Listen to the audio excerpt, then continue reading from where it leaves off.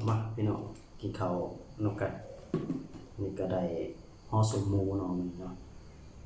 ได้สมหมูพกห่อแกะแค่ได้เอา3ห่อแบบมะเผ็ดแล้วก็พวกกระเทียมกินกันเลยต่อลายกับข้าวเหนียวหอมๆ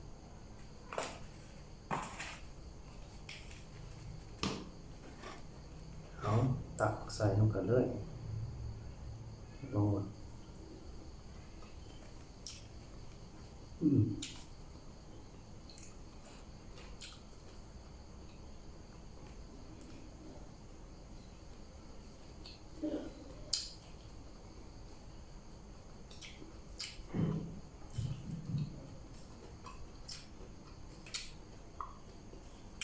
สับครับดู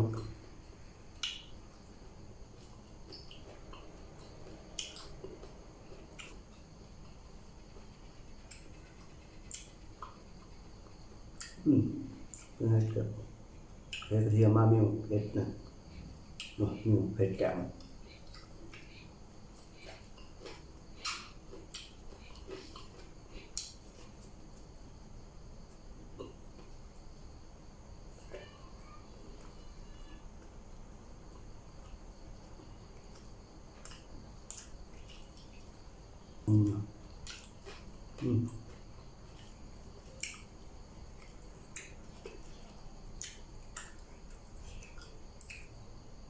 มันเผ็ดมันหอมมากกับมัน